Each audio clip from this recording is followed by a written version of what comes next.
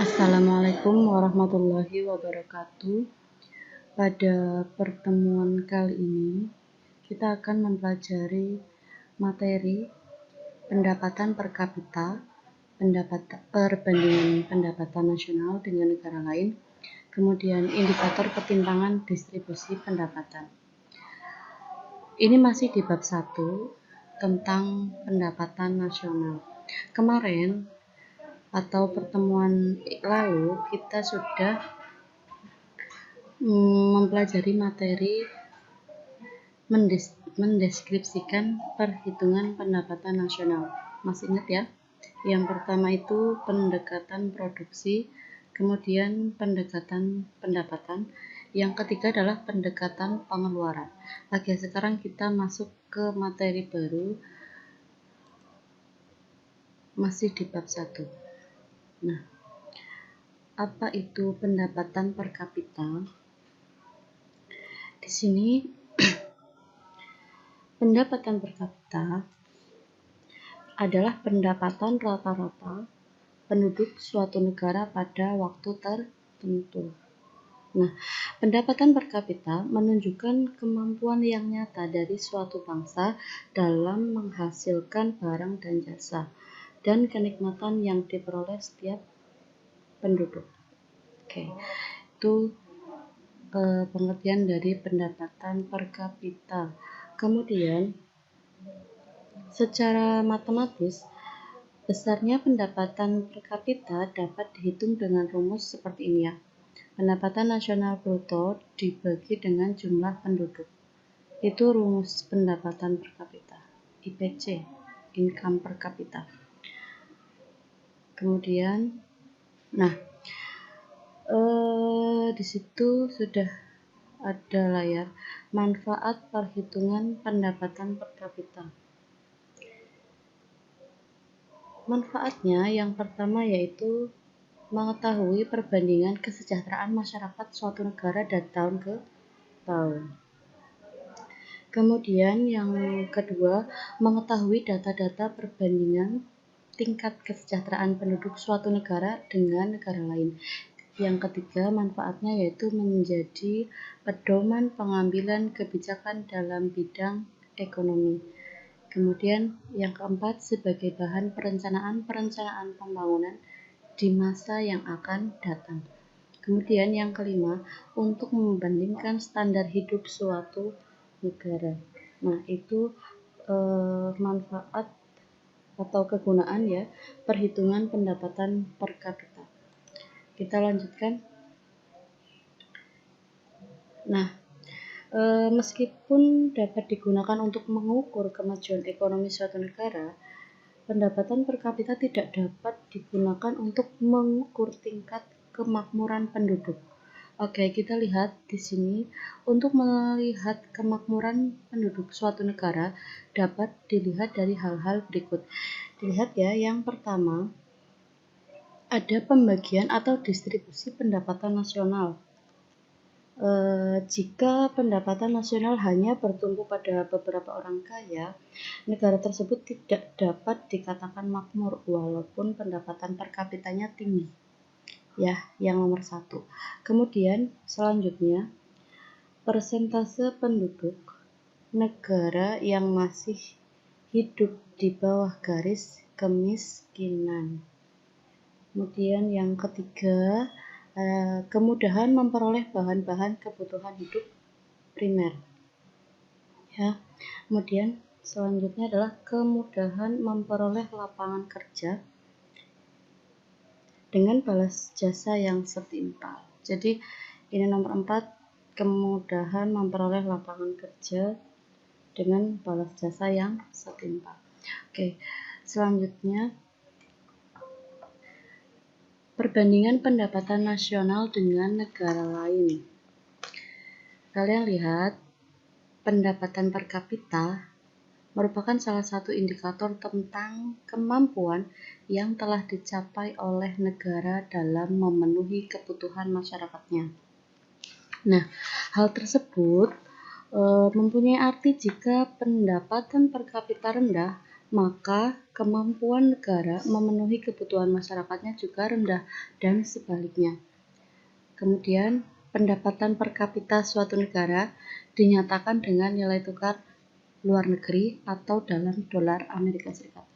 Oke, dengan cara demikian kita dapat membandingkan pendapatan per kapita suatu negara dengan negara lain. Oke, selanjutnya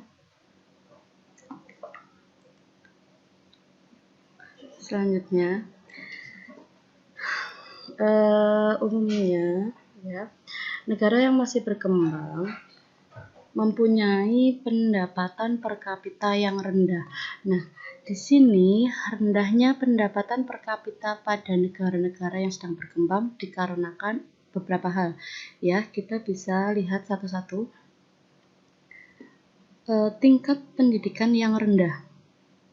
Tingkat pendidikan yang rendah sehingga pengetahuan yang diperoleh masih sedikit. Kemudian yang selanjutnya, keterampilan dan kecakapan yang rendah sehingga kekurangan tenaga ahli. Yang ketiga, ada modal yang dimiliki relatif sedikit. Kemudian yang keempat, kekurangan akan sumber alam. Jadi ini ada beberapa hal ya. 1, 2, 3, 4 tadi ini, mohon maaf tulisannya ada yang salah, kekurangan harusnya, kekurangan akan sumber daya alam. Selanjutnya kita masuk ke indikator ketimpangan distribusi pendapatan. Nah, ini ada beberapa indikator untuk mengukur tingkat ketimpangan distribusi pendapatan. Yang pertama adalah rasio indeks Gini. Ya, nanti kita akan bahas satu-satu. Yang pertama rasio indeks Gini. Kemudian yang kedua adalah kurva Lorenz. Yang ketiga adalah kriteria menurut Bank Dunia. Oke. Kita akan membahas yang pertama dulu, rasio indeks Gini. Nah, sini ya. Tingkat pemerataan pendapatan nasional dapat diukur dengan menggunakan koefisien Gini. Nah, perhitungan koefisien Gini merupakan perbandingan antara persentase kumulatif tingkat pendapatan dan persentase kumulatif jumlah penduduk. Nah, dengan menggunakan nilai koefisien Gini, kalian bisa mengetahui ketimpangan distribusi pendapatan. Nah, di sini ada rumusnya ya. Koefisien Gini sama dengan luas bidang A per luas segitiga OPX. Nanti kita akan lihat sama-sama. Selanjutnya,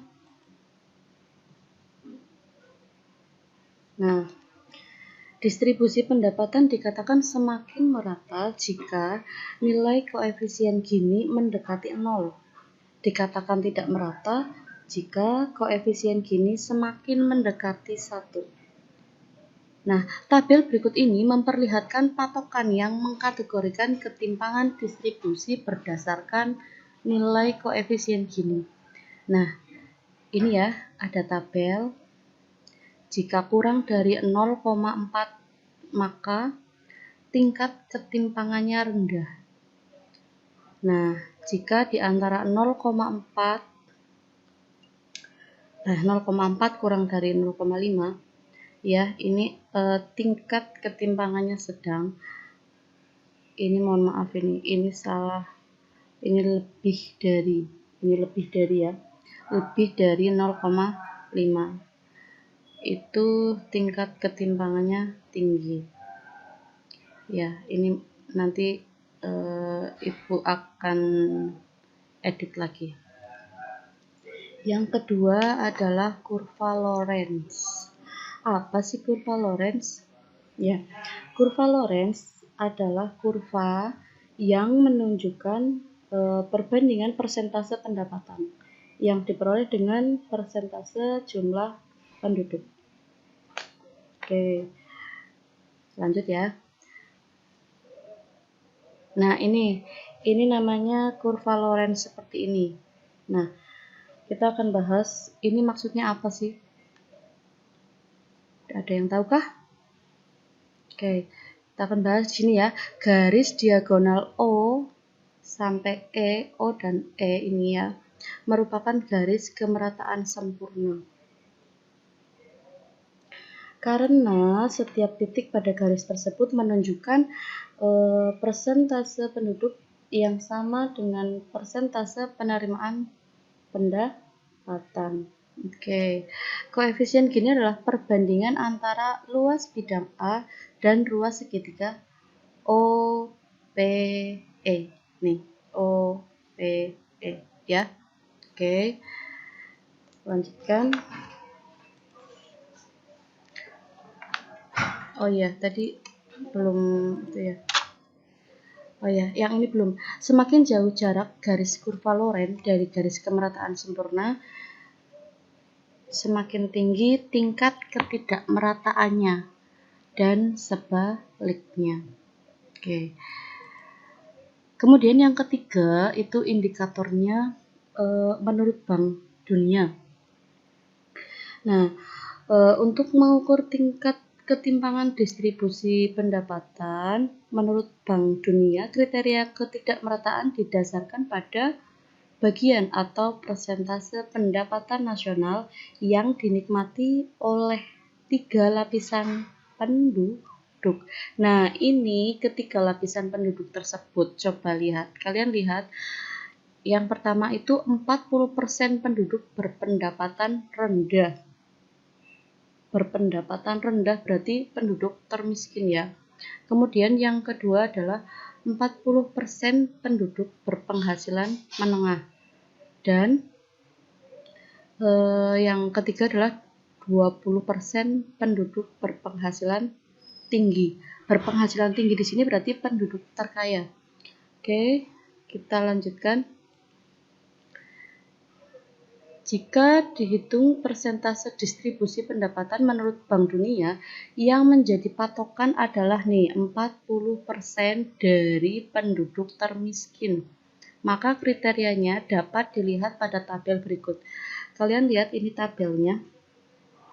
Ya, distribusi pendapatan, kemudian di sini ada tingkat ketimpangannya. Jadi ketika kelompok 40% termiskin pengeluarannya kurang dari 12% dari keseluruhan pengeluaran, itu tingkat ketimpangannya tinggi ya.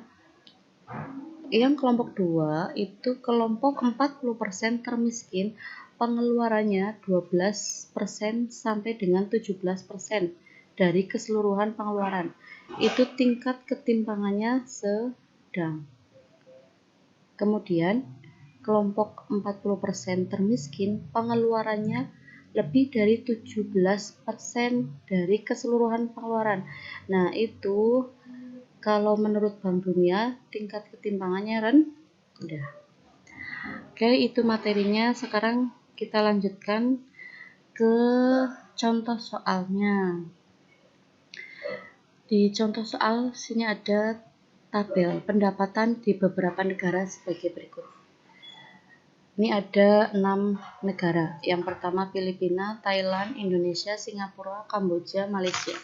Nah, kalian coba cermati dulu soalnya seperti apa. Sebenarnya apa sih yang mau ditanyakan? Dari data di atas, pendapatan per kapita negara tertinggi. Nah, yang ditanyakan adalah negara tertinggi dan terendah. Jadi kalian suruh menghitung pendapatan per kapita tiap-tiap negara. Nah, dari 6 negara ini, manakah yang tertinggi dan manakah yang terendah? Oke. Kita tahu ya tadi rumus menghitung pendapatan per kapitanya gimana? GNP, Gross National Product, atau pendapatan nasional bruto dibagi dengan jumlah penduduk. Oke, kita masukkan saja yang tadi ke 6 negara tersebut. Ya, ada Filipina, Thailand, Indonesia, Singapura, Kamboja, Malaysia. Kalian masukkan tadi angkanya ke dalam rumus. Kalau sudah, ini udah kelihatan ya jawabannya ya. Kemudian kalian lihat manakah yang tertinggi, manakah yang terendah. Mana coba?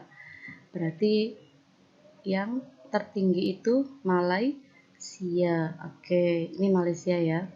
Kemudian yang terendah adalah Kamboja.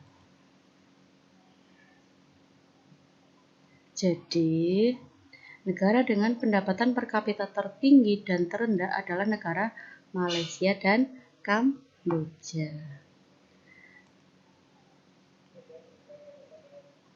Oke, demikian materi yang bisa Ibu sampaikan. Kita ketemu lagi di materi selanjutnya. Terima kasih sudah menonton video ini ya.